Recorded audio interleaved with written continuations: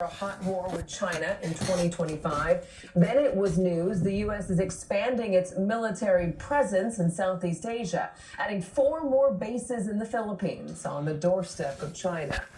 And now the Pentagon is faced with a Chinese spy balloon first spotted over Montana, which, by the way, is home to one of the United States' 3 nuclear silo fields. Just a moment ago, in a series of questions from reporters, Brigadier General Patrick Ryder confirmed the balloon is not just drifting, that China is in control of it. Listen up! The balloon is maneuverable. Clearly, it's violated U.S. airspace, and again, we've communicated that fact to the PRC. The fact is, we know that it's a surveillance balloon, and I'm not going to be able to be more specific than that. We do know that the balloon has violated U.S. airspace and international law, which is unacceptable. And so we've conveyed this directly to the PRC at multiple levels.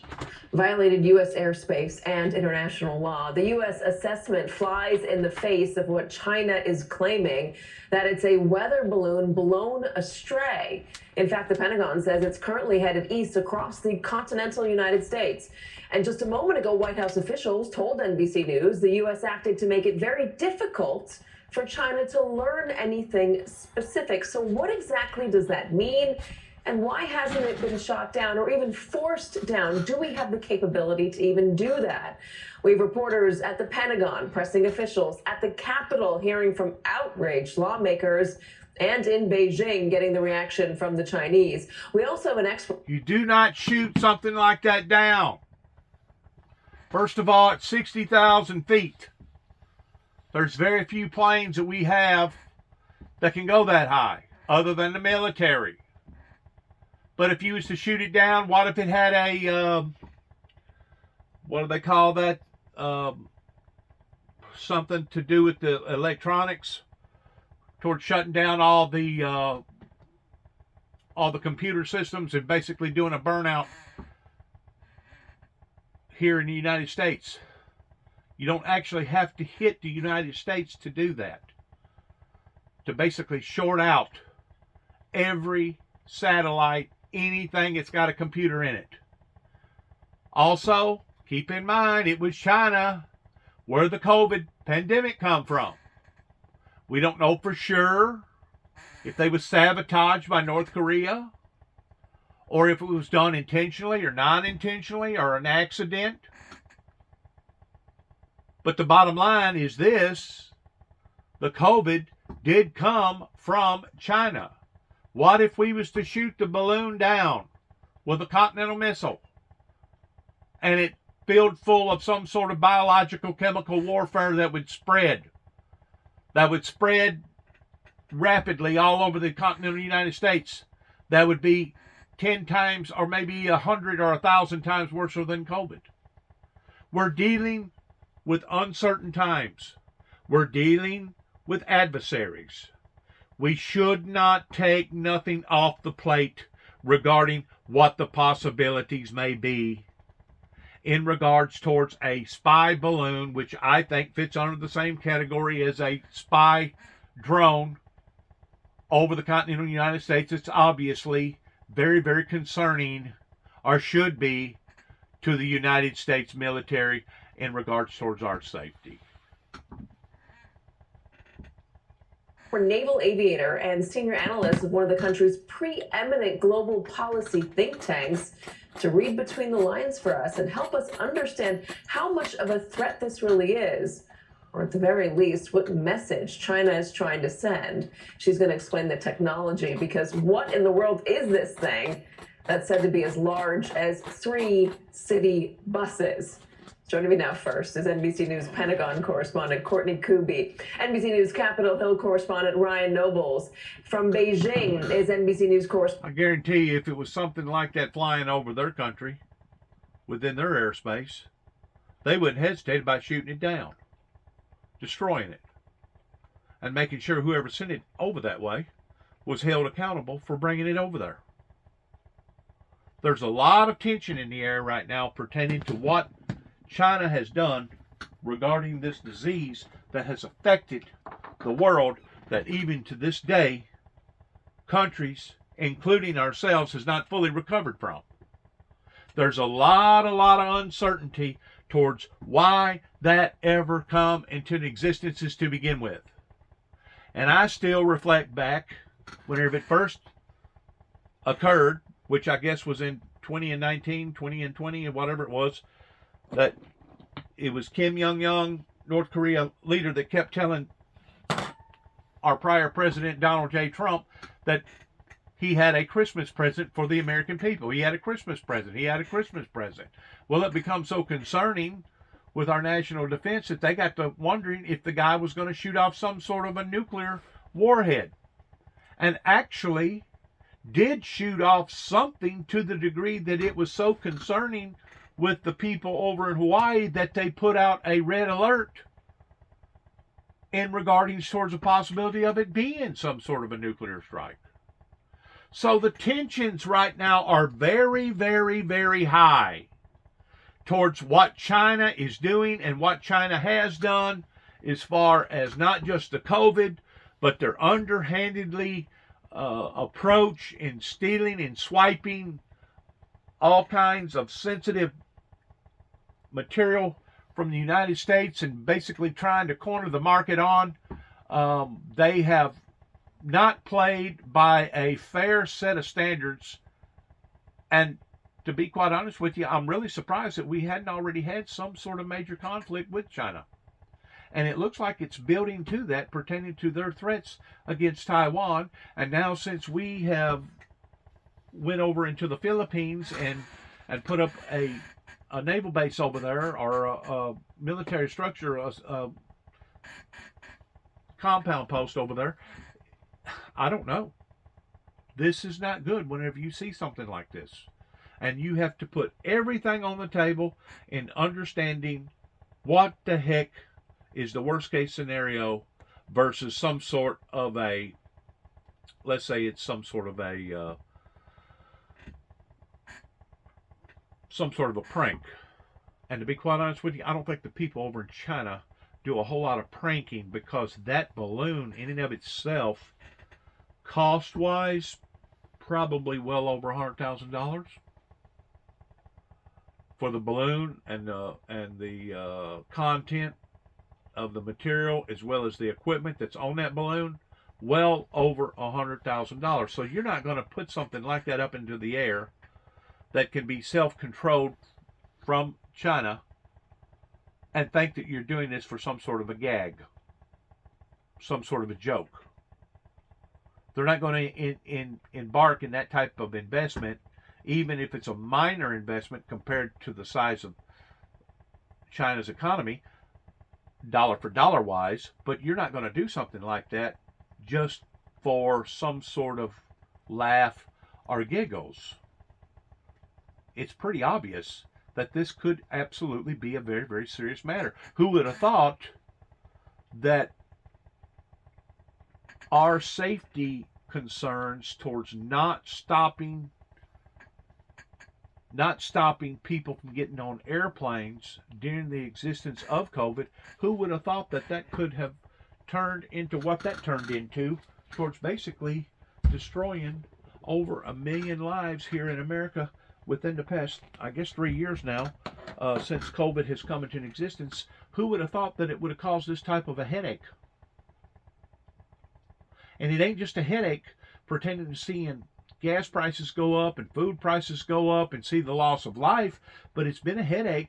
It's been a stumbling block for a great deal of these nations that right now are basically imploding upon one another because of the pressures of people that has been hit blindsidedly in regards towards COVID. So you can't say that this balloon is just some sort of a mysterious, coincidental, possibly a gag or a an event that we shouldn't be concerned about. I feel like that our national defense should be absolutely 1,000% concerned about. Because like I said, what if it had one of those magnetic, whatever they call it, that would destroy all computers and satellites within a certain range here over the continental United States. What if it was filled full of, let's say, biological, chemical diseases similar or even worse than COVID? We don't know. And we're living in very, very precarious, evil times right now that any and everything shouldn't be taken off the table towards what it actually could be, looking at the worst case scenario. I hope to God that it's not, but it could be. I know we got enemies. I know we have adversaries that want to kill us. I know we got people that don't like us. I know we got people that's already made claims that once they get through destroying Israel, that they're coming after America. I don't put nothing past nobody. Nothing past nothing or nobody in regards towards the safety and the well-being of the American people. NBC News correspondent Janice Mackey Freyer and New York Times chief White House correspondent and MSNBC political analyst Peter Baker. So, Janice, I'm going to begin with you.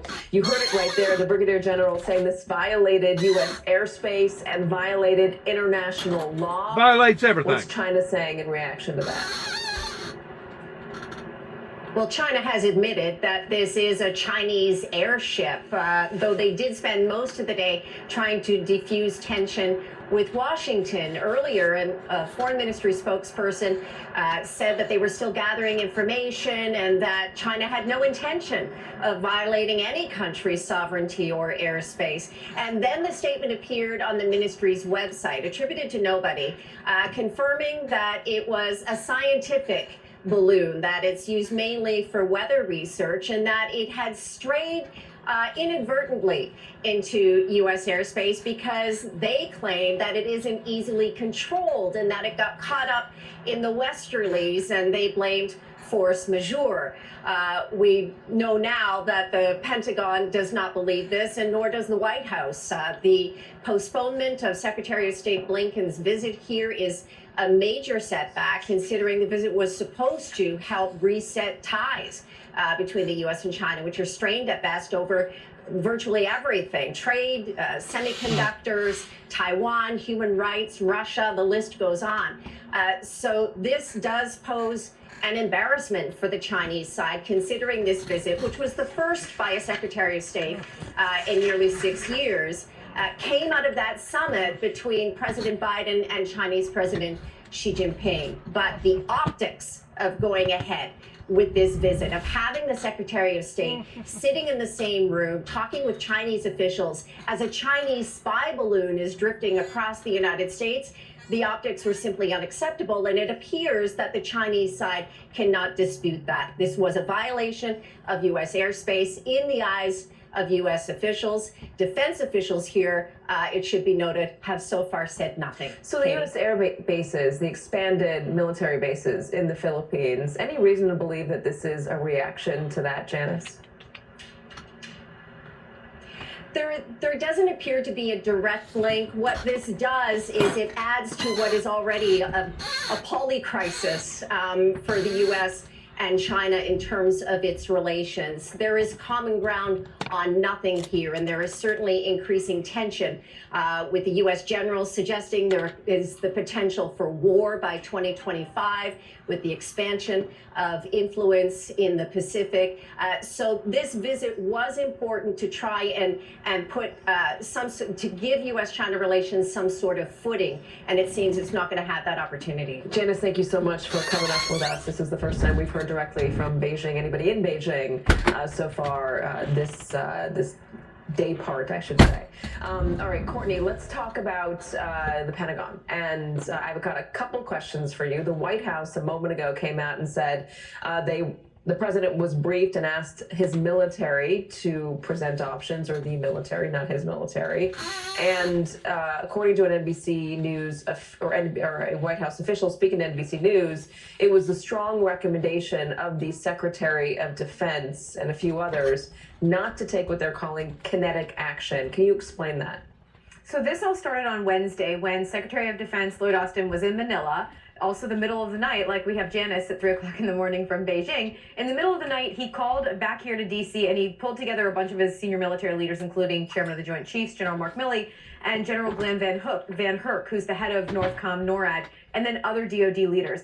They talked about this balloon, where they think it might be going, its surveillance capabilities, potential threat to the public, and options for how to deal with it. This was on Wednesday. They came out of that meeting, according to a number of senior defense officials, with the recommendation not to shoot it down. And it's a combination of reasons, but the biggest one they keep telling us here at the Pentagon is because they were worried about if it were debris that would fall from this enormous balloon down below could injure or kill civilians and hurt infrastructure. So ultimately, the recommendation on Wednesday that went to the White House was not to take action, but to continue to monitor it. That's what President Biden, he had requested options, according to the defense official, and he agreed. He concurred with that recommendation that came out of his leaders on Wednesday. Now, we should say, again, they're still watching it here. I'm told minute by minute they are keeping an eye on it, and the president is continuing to be updated on its location and any changes. So this is not a static situation. I think this is something that will continue to evolve. We know from General Pat Ryder, who we played a little bit of his sound earlier, we know from him that it's moving eastward across the continental U.S. And as we saw on one of those maps, I mean, look, just about every state, as you move across the U.S., is going to have some location that would be concerning to have a Chinese surveillance balloon over it, whether it's a U.S. military installation or some other government facility. So as it continues to move, the U.S. will continue to assess whether it presents any kind of new or different threat. At this point, the collection capabilities of this balloon, according to defense officials, are not that more significant than a basic satellite. So as long as the calculus may change as it gets over specific strategic locations, but as of now, that's still the recommendation out of here, not to take action. What does it mean when they say, White House officials say, we acted to make it very difficult for them to learn anything significant? What did they do? So the U.S. has ways to obscure some of the surveillance. One of those is very simple. Let's say they see that it's heading towards something that they just don't want the Chinese to be able to get a picture of overhead. They can move things. So if there's an asset on the ground that they just don't want them to get pictures of or to see from overhead, they can physically move things around. That's one very simple way. There are much more complicated ways that the Pentagon doesn't like to talk about, but they do have ways that they can obscure some things from the Chinese seeing them from a spy balloon. Okay, Ryan, there are a lot of lawmakers who are reacting to this. So far, Republicans are pretty angry that it wasn't just shot down, taken down, especially when it was over a less populated area. What else are you hearing about the coordination between the White House and Congress, specifically in terms of this trip for Secretary Blinken that he was supposed to embark on tomorrow, being canceled? The White House, or Blinken, I believe, said that there was a meeting and it was decided that it just wasn't a good time.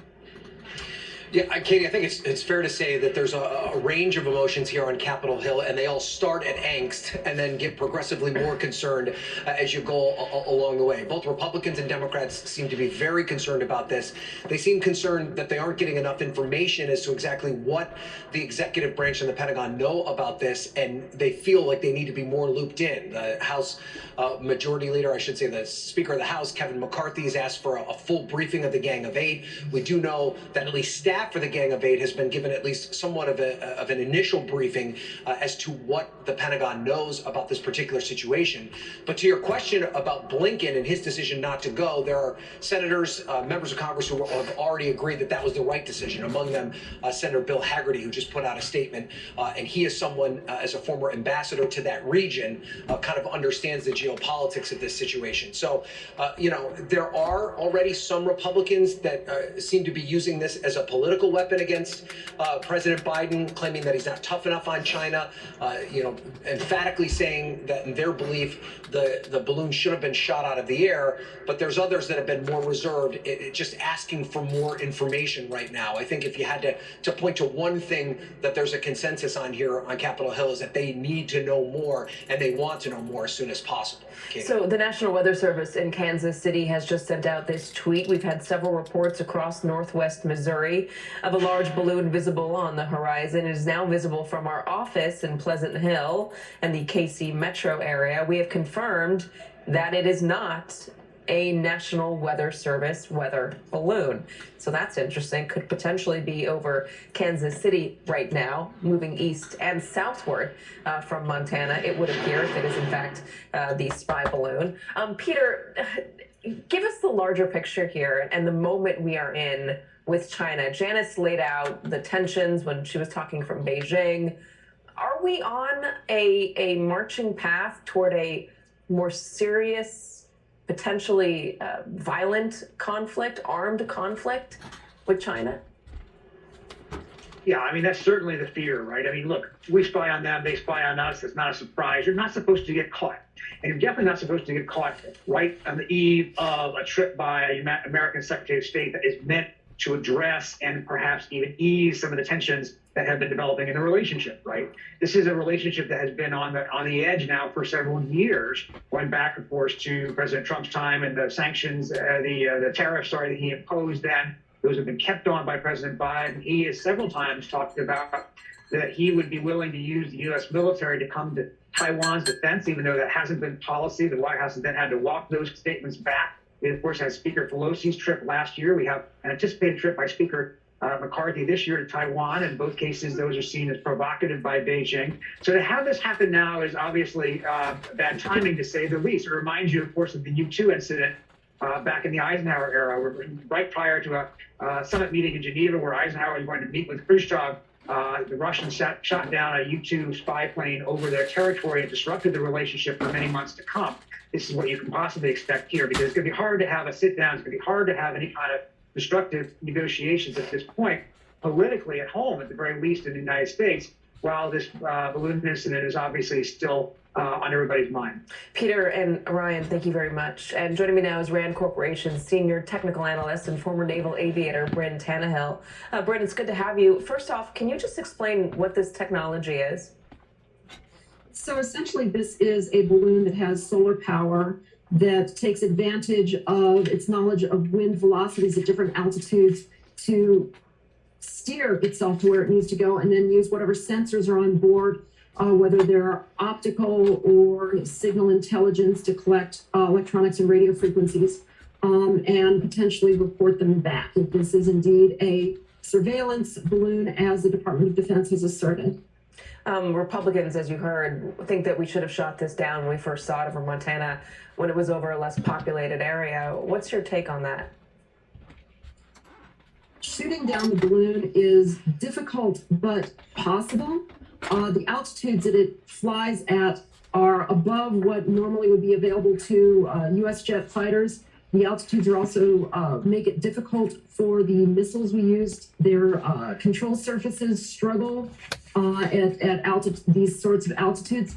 The other issue is that U.S. missile technology was developed to fight existing threats. People who have not used balloons in decades for this sort of spy work.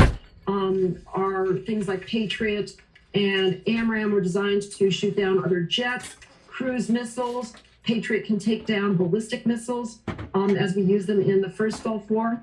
The problem is that the balloon does not behave or look like any of these things. In fact, it looks like some of the decoys that the missiles are designed to ignore. So trying to shoot at the balloon, there's no guarantee that we would hit it. There's, however, the risk that we would miss, or that we would, if we missed it, that the munitions would continue on downrange and be a threat to people on the ground or to buildings or infrastructure on the ground. Even if we did hit it and bring it down, where that debris lands can be somewhat unpredictable. So there is significant risk in trying to shoot at it with existing weapon systems. Is there a way to force it down or to capture it without actually shooting it down and posing a big risk? Is there a way for us to get this balloon while it is still over our airspace? So I can't comment on things that might be classified.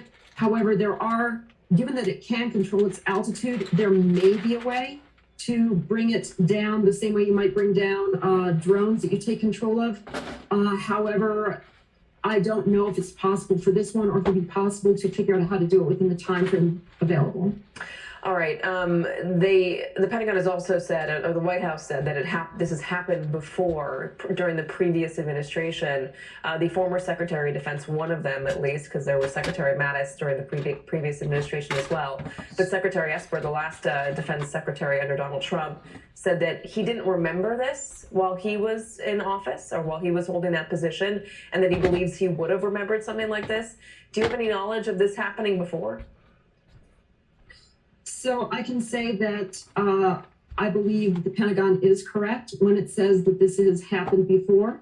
I am somewhat skeptical of the narrative that this is accidental given the history of China with their balloons. Any reason to believe this is China trying to send a message that they knew that it would get low enough for the public to see and they wanted this out there? So I am not a China expert. I'm a military technologies expert. That's why I'm a technical analyst. But I am a bit perplexed as to why they would put this somewhere that the U.S. public could see it. As was said earlier, when you play the spy game, everybody likes to pretend that they're not doing it. The U.S. and other nations have relied on satellites for overhead surveillance for decades. So bringing balloons back is a bit of a throwback to kind of Cold War vintage technology. It offers very few advantages over satellites. So I am a bit mystified why this is happening, and I can't offer an explanation as to why they would do this when it's clearly damaging relations. Is there anything they could have gathered? I mean, they were over Montana. I don't know if they were over the nuclear silo, but that's certainly what is in Montana.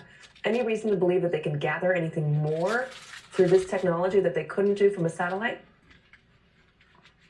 I can't really speculate on that because I don't know what sensors they have. I don't know what's going on the ground. But I can tell you that whenever nuclear powers have hostile powers or foreign powers over their nuclear, strategic nuclear sites, that's a big deal. That's important to countries. This is the kind of the crown jewel of capabilities. So this tends to raise the antibodies in a country where this has happened. So this would be considered pretty provocative because nuclear facilities are so classified and so important to U.S. strategic national interests. Pretty provocative indeed. Bryn Tannehill, thank you very much for joining us and helping us understand all of this technology. We do appreciate it.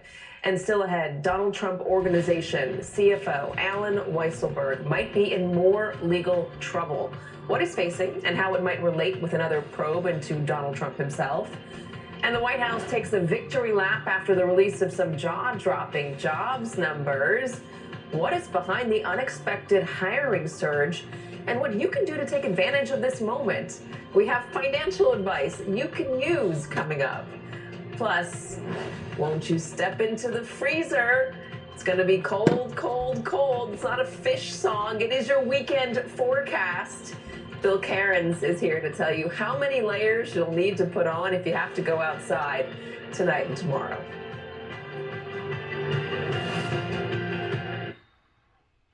I know the storm has been an unusual storm that recently hit down towards Texas, Arkansas, over into Mississippi and Tennessee, parts of East Tennessee, even with ice towards it. Usually a storm, even an ice storm, will only hang around for one day towards doing its damage. Maybe a day and a half. You know, that one that hit up there in Kentucky, it was one of the longest ones that I think I've ever seen. I mean, I remember the one in, seems like it was 97 here in Northwest Tennessee. And the one in Kentucky, it just hovered for a long period of time, that the elements was just right towards the upper layers being warmer than the lower layers, that basically fomented that type of disaster in Kentucky. But this one has been absolutely off the charts pertaining to how that it has developed and come and hit and come again and hit again. A matter of fact, the third time that I woke up and I was still waking up to ice storm warnings here in America, I actually called somebody and asked them, Very much and appreciated. this was a day before Groundhog's Day, if I was living through Groundhog's Day. And she said, why? I go, because this is the third time I've woke up and I continue to see the same thing on my phone of a ice storm warning. Be prepared, an ice storm warning. I said, I've never seen such of a thing like that before. She said, no, Groundhog's Day is tomorrow. I go, I don't mean that literally. I'm talking about it figuratively, of seeing this on my phone for the third time in a row. And of course, later on that afternoon, they did change their approach here in Northwest Tennessee to an advisory, but still it hit down at Memphis again and down in some of your southern counties of Tennessee, as well as some of the other areas towards bam, bam, bam. 1, 2, 3. Third time's charm, but I've never seen that before. Periodically, back to back, and seeing it hang around for basically 72 plus hours in bringing that type of destruction. And of course, Texas, they're still, I think, about 250,000 without electricity. There's still people over in Hot Springs, Arkansas, that's went through devastation pertaining to the ice. Lower part of Arkansas. I think even Oklahoma got part of that. I know we did. I know the southern states got more than what we did. Shelby County's still trying to dig out from it. There's all their schools is closed. And it's just been a long time progressive event that I can't never remember us having anything like this. I may be wrong, but I don't remember nothing like this. And don't go outside if you don't have to. But if you do, what you need to know, what you need to do to prepare yourself, from our meteorologist, Bill Cairns. First up, though, the January jobs report. The ice is a very, very tragedy event to have to try to get through, because first of all, the South is usually what gets the ice. Hardly ever the North does. They do occasionally get it, but the people down in the South ain't equipped with their tires.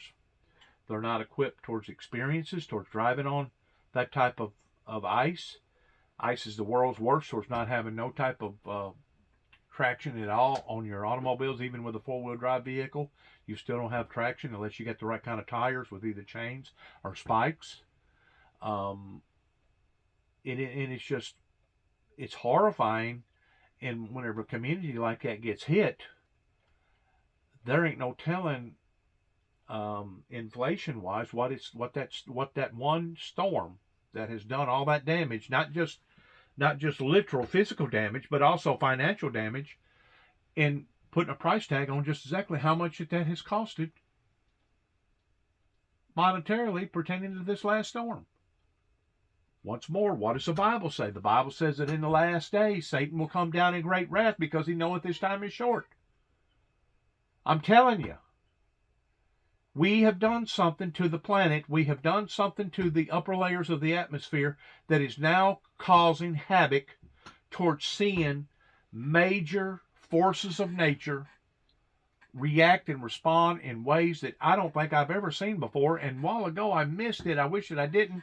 Something about 100 below zero of winds being totally off the chart. I guess it was up in North Pole, maybe South Pole, I don't know.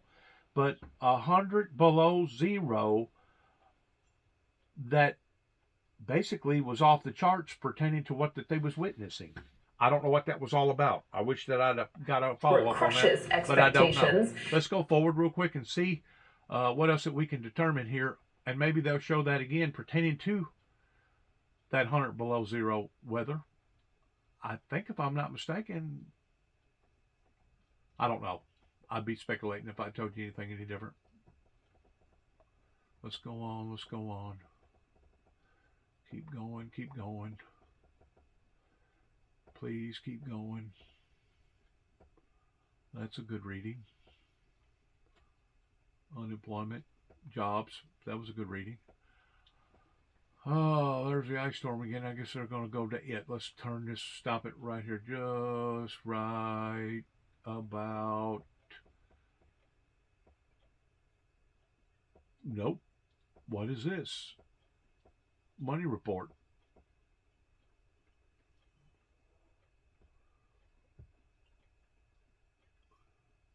Blue Short Resort.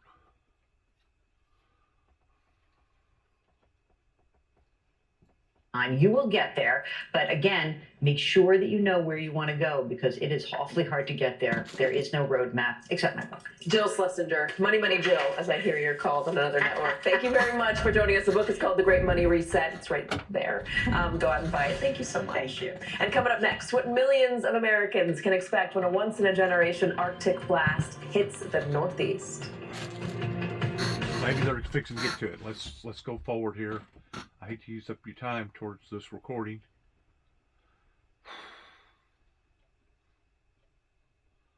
I've just never seen the extreme weather patterns being this crazy. Freezer. Here we go. Back it up.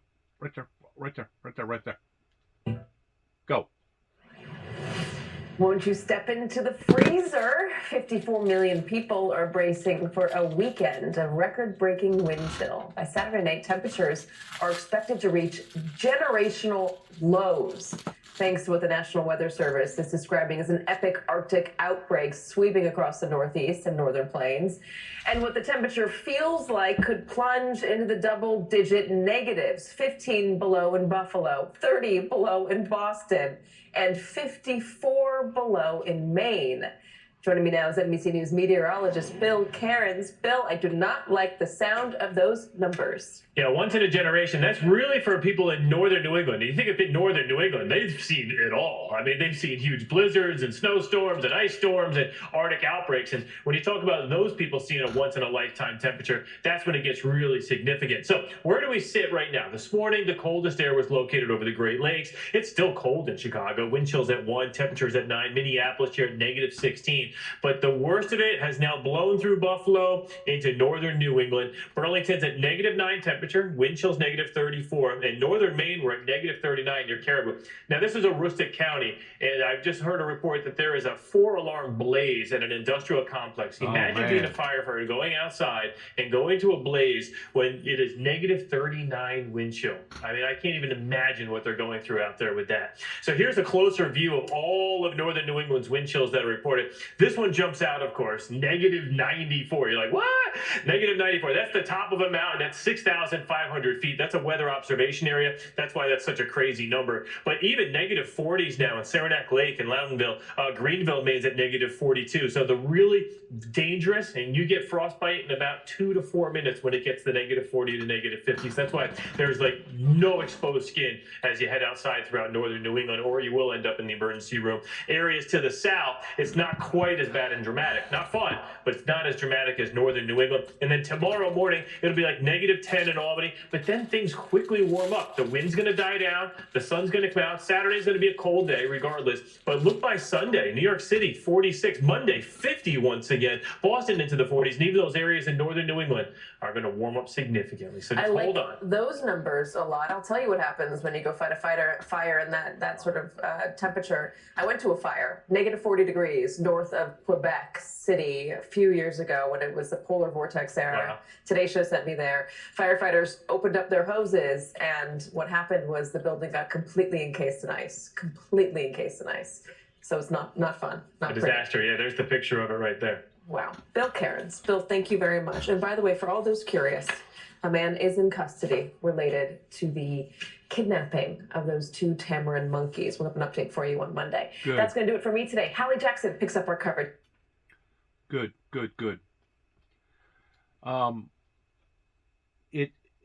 It's really intense pertaining to seeing the struggles of the weather between the hot and the cold, and going from one extreme to another. And I've said this before, it makes it so hard on not only the humans, Northern portions of New but on, not going to be from Boston to Hartford to New York City. Yes, it'll be very, very cold, dangerous. But it makes it hard on the animals, because the animals don't know to grow winter fur towards getting ready for winter, or if they're not supposed to have winter fur and they do have winter fur, and then the next thing you know it warms up in the 50s or 60s, it just becomes so radical and so hard for the body, anybody's body, animals or human body, to adjust to the weather patterns going up and down, up and down, up and down, extremes. And this is something 45, 50, 60 years ago, I don't think was near as prone as it is today, because usually whenever it get, even in Northwest Tennessee, whenever it get cold in the wintertime, the ground would stay frozen up until March or April. Similar towards what still goes on in places like Minnesota and Wyoming and places like that. They still experience those same type of winters to where whenever it gets cold, it stays cold. Well, guess what? It gives your body a time to adjust to that. It gives your equipment time to adjust to that. It gives everything in your house and around your house to acclimate to that type of weather. The animals have time to adapt to that. Everybody basically becomes adjusted to that environment that they're going through. Today, especially anywhere south of the Dixon line, you're liable to have 7 or 8 or 10 below zero one day, and then 70 degrees less than 10 days later.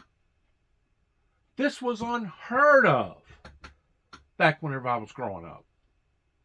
And today, it's become a common factor.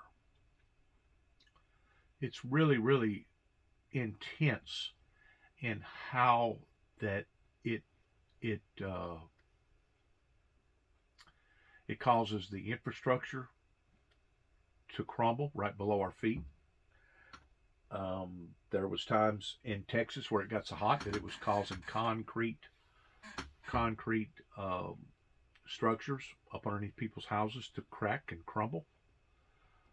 And cold can basically do the same thing, because, you know, if it's got any kind of moisture in it at all, it swells up because it's froze. And then whenever it thaws out, usually it leaves a gaping hole. And I don't know if you've noticed it or not, but a great deal of our roads, especially in this area here in Northwest Tennessee, actually looks like cobwebs. They got all kinds of cracks in them, and I don't know if it's if it is the major deterioration because of not maintaining them properly, or if it's the intensity of the earth itself that's warming up below our feet, or if it's the extreme weather patterns. But either or, I have noticed our road structure getting worser and worser and worser. And I'm just not talking about country roads. I'm talking about some of these towns. Some of the, you can drive right down through Martin and see the very thing that I'm talking about towards the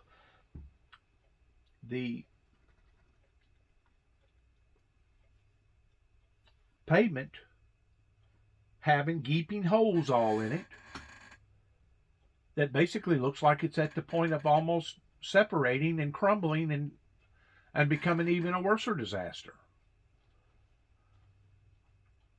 It's got to be weather related. It's got to be because of what we're experiencing right now on the planet that 25, 30 years ago we didn't see near this adversity happening to the infrastructure that now is eating away at not only our roads but our underpinning underneath our houses. It's hard on houses and buildings. It's hard on equipment pertaining to it going from one extreme to another. I'll just give you a bit of insight. I was told back a few years ago, whenever I was interested in wanting to buy another RV, I come upon to some knowledge towards never ever, whatever you do, buy an RV that either comes from Phoenix, Arizona, Tucson, Arizona, or especially Yuma, Arizona, out by Death Valley. And the reason why is because those campers are not built with the materials to where they can sustain 110, 120 degrees, and in some places 130 degrees, day in, day out, without it drying up all your seals in your camper, no matter if it's a high dollar camper or not. It'll dry up the rubbers and the seals, and the next thing you know, possibly your windows will fall completely out of your unit. In addition to the leaks around your skylights, your leaks around your sliders that will no longer prevent from water and moisture entering into the camper, in addition to how hard it is towards going through those extremes towards being 120 degrees every day. Now they'll say, oh, it's a dry heat, and it ain't near as bad as what it is if it's got a lot of moisture in it. Okay, that may be so from a human field, but from a material field, it really don't make no difference whether or not it's a hot heat, a moisture hot heat, or a dry heat. It's still heat. There's actually been automobiles that the windshield would pop completely out of the automobile because it got so hot inside the fuselage. Fry batteries, anything plastic, dashes, tires, rubber bumpers, anything that's got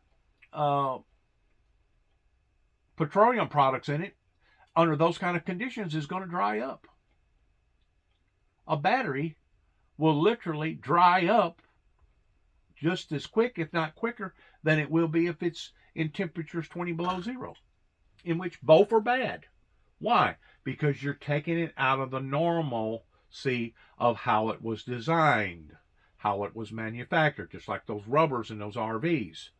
In order for you to confiscate for that type of heat, you would have to basically build those rubbers that's on them campers twice as thick, twice as good, to be able to confiscate for that type of heat and drying up those type of rubbers. Well, whenever you take an RV out there that's not adapted for that, guess what happens? Bingo, you got it. They do make campers that's called 4-season campers that does have harsher materials in it that can stand extreme temperature changes of it being extremely, extremely cold or extremely hot. But usually you'll pay about a third more for that same RV than you would be a regular one. Good luck to each and every one of us as we go forward in all this controversy going on pertaining to the spy balloon. I keep wanting to say spy satellite. We know that there's spy satellites above our head that they're trying to infiltrate and hone in on people's conversations and infiltrating in people's texting towards what they're texting and talking about. But things have become so erratically disproportionalized, not only with our weather, but with the Homo sapiens in general down here on the planet, that it's actually become so disturbing that I really have difficulty in not knowing from the time that I go to bed at night, from the time that I wake up, towards what kind of next horrible dilemma that people are going to have to face, just like these poor people over in Ukraine, that as far as I'm concerned, this could all have been avoided. This could all have been avoided and could have been worked out in a diplomacy type way. At a World War II commemoration, President Putin making veiled threats of nuclear conflict with the West. They don't understand that modern war with Russia will be quite different for them. Despite Ukraine's pleas, Western tanks still weeks from reaching the battlefield, and no deal for now for NATO to provide F-16 fighter jets. In Bakhmut, police say fewer than 200 children are left in what was once a city of 70,000 people. To get them out, they're using these kid-sized bulletproof vests. They're made by the Lviv Defense Cluster, a team that usually produces... Thank God that they're doing that. Thank God that they're doing that for the children. But it is so sad to think that our children are having to walk around with this type of armory around them just in case they get hit by shrapnel or a bullet that could possibly take their lives. Thank God that the people thought enough of their children that they're willing to do this for the children in an environment like that. But it is so, so aggressively sad. It's sickening sad to think that we got somebody over there with the same type of demeanor as Adolf Hitler that could care less about men, women, and children, especially the innocent men, women, and children that are conducting these type of affairs upon to the Ukrainian people right now. It is so ridiculously horrifying. For NATO Special Forces, now designing it for children like 9-year-old Angelica Chuganova, whose family was forced to flee their home in Kharkiv at the start of the war. This vest is for children from 4 till 6 years old. 4 to 6 years old. A pocket for parents' phone numbers and a strap to carry kids to safety. My bulletproof vest, a little less colorful than Angelica's. It feels good. Good. A sliver of safety for kids growing up in war. And Hallie, the Lviv Defense Cluster has made about 550 of those kid-sized flak jackets so far. They cost about $700 each. They've been raising donations to try to make more of them. And the fear is, as this Russian offensive looms, there is going to be more and more demands. The fighting right now fiercest in that eastern city of Bakhmut. And President Zelensky's commander is facing a pretty agonizing choice right now. Do they continue to hold on in that city, or do they withdraw before Russian forces surround it? Hallie? Raf Sanchez live for us there in Kyiv with that important and, as you said, gut punch piece of reporting. Thank you very much, Raf. Still ahead, our team getting an exclusive behind-the-scenes look at what one billionaire private astronaut is doing to bring more regular folks with him to space. We've got the details and more on the future of space travel ahead. The diversity is so broad towards the good of the good, towards the ugliest of the ugly, that it actually fits under the same characteristics of the weather, the forces of nature. What I was talking about a while ago in regards towards all the damages that has occurred pertaining to this last ballot of storms that I don't remember going through 3 days in a row of receiving ice storm warnings in this area. It may have occurred. I'm not saying that it hadn't. And I have seen storms last more than 24 hours pertaining to either snow or ice, but not on this level, on a 72 plus hour level. And it only speaks volumes about how that our forces of nature has become erraticalized in being so imbalanced that these imbalances now are causing havoc all over the planet with people's lives that are just, I mean, it was New Zealand that I was talking about a few days ago on another video of mine. It was New Zealand that got hit by a major deluge that it was unlike anything that they had ever seen pertaining to the waters just basically opening up and flooding streets and roads and houses and cars and doing damage over there. It was New Zealand that got hit by that unusual storm over there. And as we get further and further into this thing, because of what mankind has done to the planet, in addition to the sorrows that the human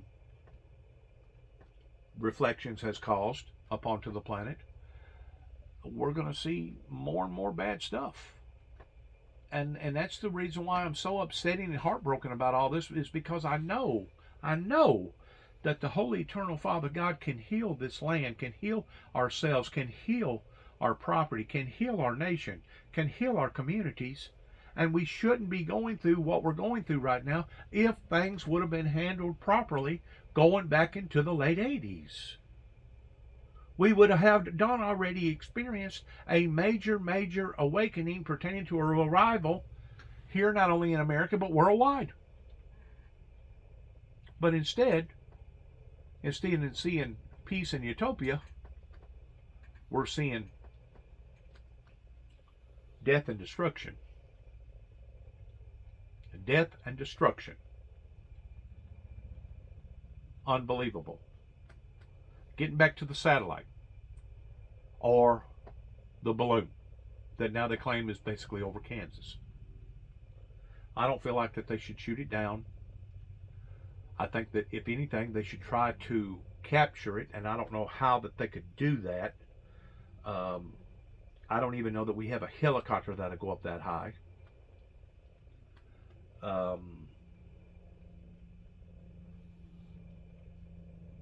You know, it ain't like that you can lasso something like that at 60,000 feet.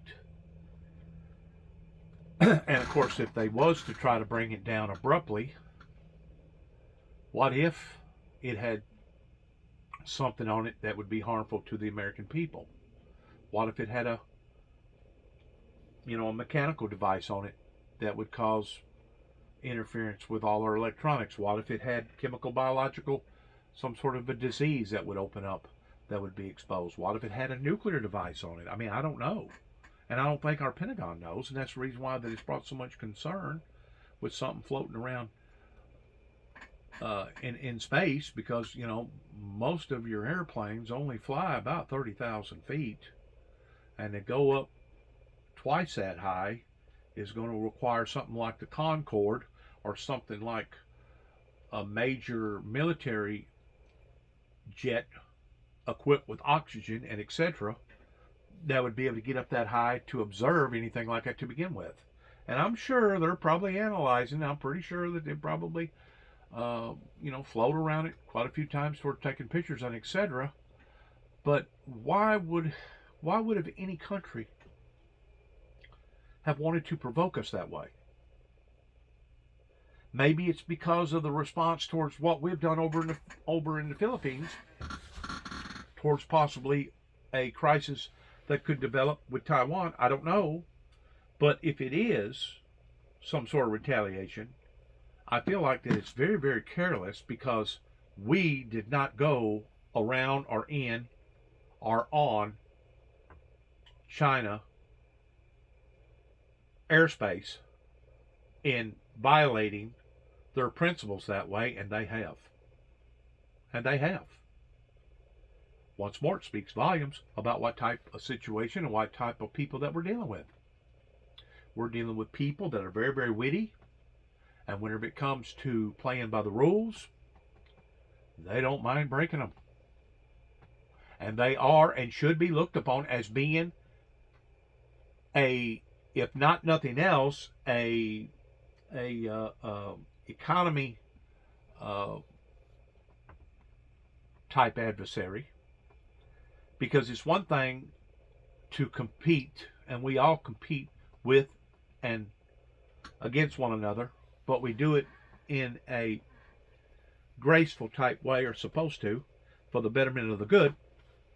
But it's another thing to be that aggressive the way that they have for the past 15 or 20 years, which once more goes back to the things that I was talking about that hadn't been handled properly for the past 30 plus years, that now we're seeing, and we may have to actually get engaged in some sort of way.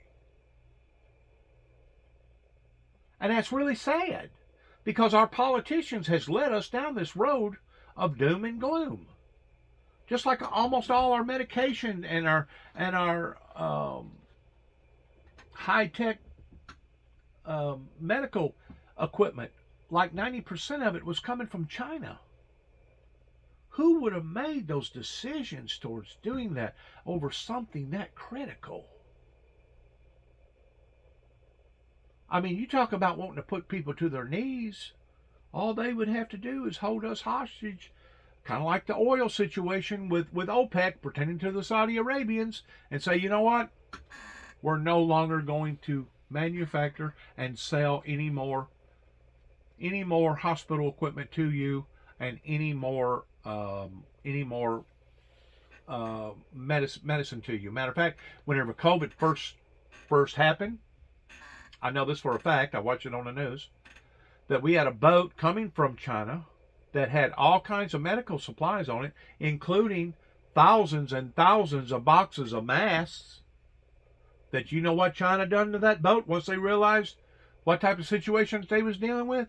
They got on the horn and they ordered it back home, back to their own ports. In other words, we're not going to sell them nothing pertaining to a COVID crisis. Now, that's what China done. Now, you tell me that a group of people, a country that does stuff like that, is in the interest of the American people. No, they've never been. Granted, a lot of people got more than what they've ever had in their entire lives towards all these gizmos and gadgets and flat screen TVs and all kinds of this and all kinds of that. But ultimately, what have we been doing for China? We have been building up their economy. And that's what has happened in the past 30 plus years since the falling of the Berlin Wall and since the superpowers finally got together in forming an alliance, an Atlantic alliance towards free trade, that nobody obviously discussed anything about fair trade, that kept the American people basically sucking hind tit. And if you don't know what that means, being respectful about that old saying, it means that we was weaned off to the point of becoming a runt. A runt is usually the smallest piglet or pig or whatever type of animal. It could be, 2 goats or 2 lambs or whatever. But usually whenever you're sucking hind tit, that means you're getting lesser material, lesser content pertaining to growth as far as good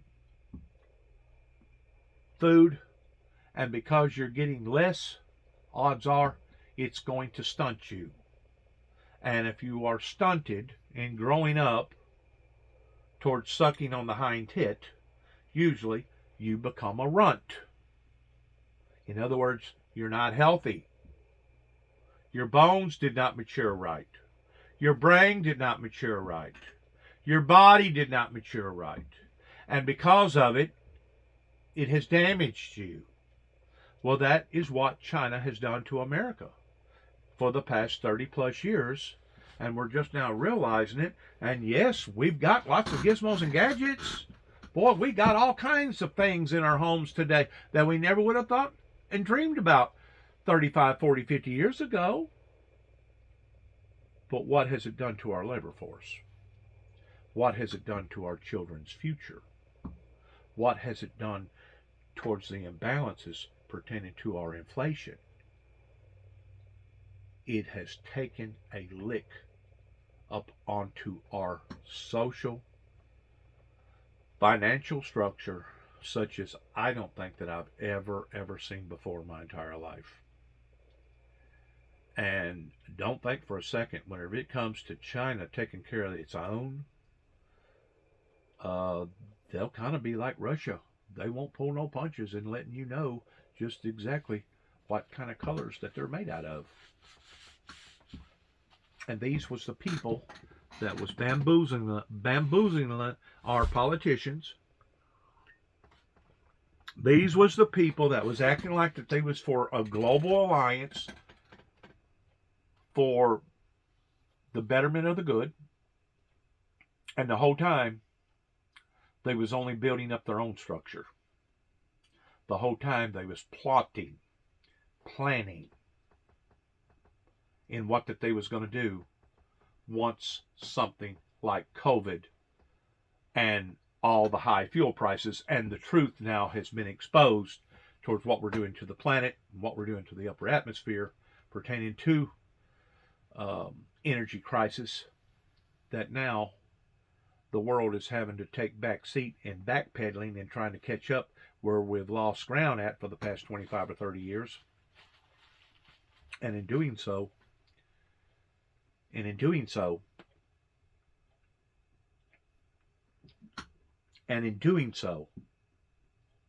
has put the American people in a very, very precarious, uncomfortable, perilous state, to where now we have been inundated with all these drugs, all these guns, all these mass shootings, $32+ trillion in debt, all our prison cells and jails is full. Mother Nature ain't cooperating with seeing droughts, plagues, other types of manifestations of Mother Nature, regardless whether it's fires, floods, hurricanes or tornadoes, ice storms, or all of the above, that I, Dennis James Jackson, tried to warn, put out an advisory to the people in northwest Kentucky, beginning basically in Grand Rivers, Kentucky, going from Grand Rivers to Benton, from Benton to Calvert City, from Calvert City, all the way dropping off material, all the way to about 50 different churches, until I wound up in Paducah, Kentucky, greeted by about 8 or 10 cops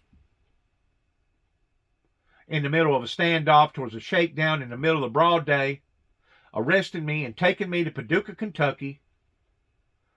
And afterwards, I'm finding out that the material that I was putting out to the public was misscrutinized to the degree that somebody come up with an idea that I was going to create an electrical disturbance by blowing up the Kentucky Dam just outside of Grand Rivers in Livingston County, Kentucky, that basically caused the dam to be shut down momentarily for them to go in there and, I guess, search for bombs or dogs or whatever for 3 or 4 hours, making sure that I wasn't plotting towards going to do something like that. That was very, very embarrassing. They wound up taking me later on that afternoon or that night to Four Rivers Behavior Center in Mayfield, Kentucky, being evaluated by a doctor that they basically had to get out of bed. And when it was all said and done with, she looked at him and said, "Y'all made a mistake with this man. Y'all need to let him go." So now, what does the authorities do in Kentucky? What they should have done is found out where my automobile was and take me back to Post 1. That way, I could have got my automobile and went on about my merry way. But no, what did they do? They took me basically about a mile. I don't forgot the name of the little community there. About a mile before you get into Lourdes Hospital, on the Mayfield Paducah Highway, and dropped me off in front of a hotel at about 3:30, 4 o'clock in the morning, and said sayonara. That I basically had to walk across the road, took a cat nap, what little bit of a cat nap that I could take without being ate up by mosquitoes, for a couple hours until daylight finally broke. Then I got back up, started walking. I got lucky. Somebody driving a Cadillac heading to Goodyear, big old boy, wound up giving me a ride from that community there in Paducah, Kentucky, all the way to Kentucky Post 1. Had to wait about another 2 or 3 hours for somebody to open up shop, and then afterwards told that I was not going to receive my automobile. And I argued the fact. I said, "Wow, you're telling me that I'm not going to get my automobile, even though there was no official charges placed upon my life last night, and even though I was not held under the confinement of any type of doctor, you're holding my automobile." Well, the guy thought it through, and he said, "Well, I tell you what, get back with me in a couple hours."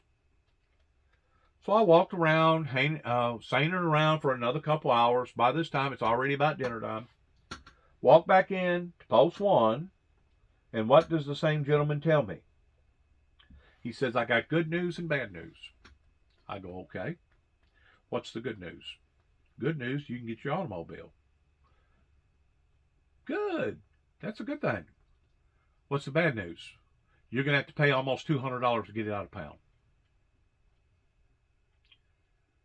And you know, after I argued with this individual for probably about 3 or 4 minutes, and I realized how hot-headed that he had become towards me arguing the fact of me not going to pay the bill, I realized that my back was in between a hard place and a rock towards me not being a Kentucky citizen.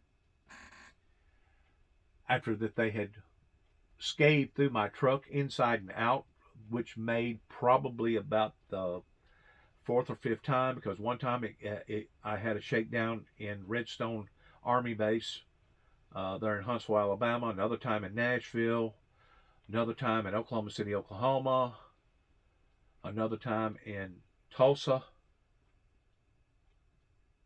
Oklahoma, there's been periodical times that I've had these shakedowns where they've actually went through my truck piece for piece looking for any type of wires. Washington, D.C. done the same thing, thinking that I had some sort of explosions in the back of my truck.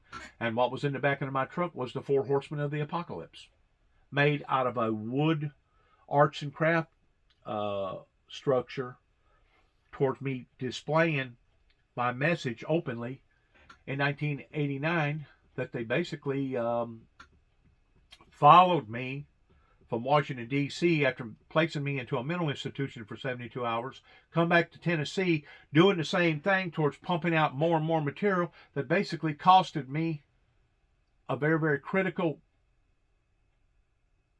instrument from the ministry, plus throwed me into a mental institution in Bolivar and confiscated the sword symbolizing peace on earth. Going back to Kentucky, after the event happened in 2007, about 10 days later, me staying in Aurora, Kentucky, in a campsite, I think it was called Earth Daddies, that I think eventually changed over to the Rainbow Warriors or something like that. I didn't realize that that campsite had a bad name towards a bunch of druggies that stayed there. The only reason why I stayed there because they charged me $2 a night, and it had a bathhouse with hot and cold water.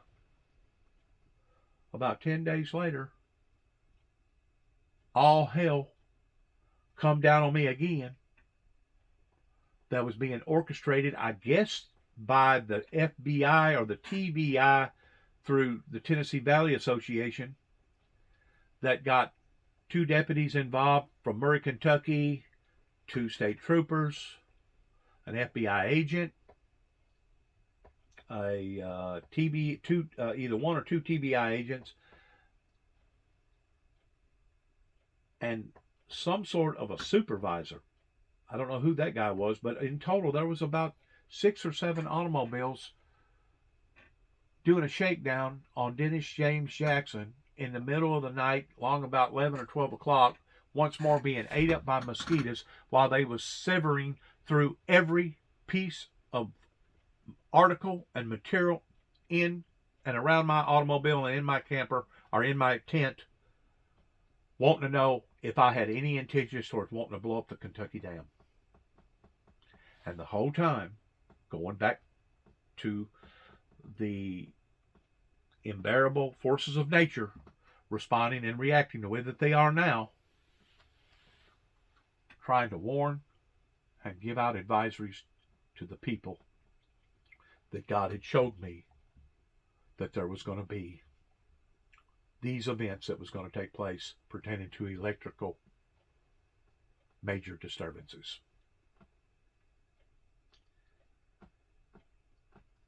I don't know if anybody has ever had a story such as mine, and at this point in time, I feel like that it probably has been.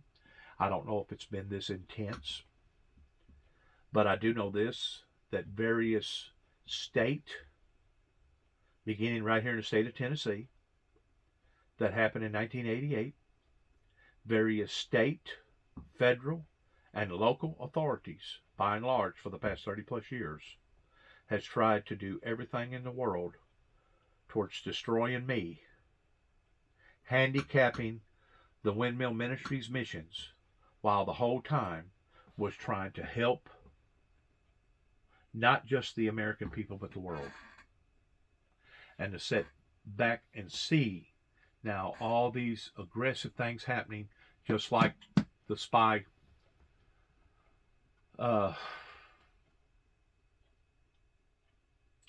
stuff going on, is just absolutely mind-boggling to me that we have been placed in this type of positioning of seeing all this grief and despair falling upon to the lives of the innocent.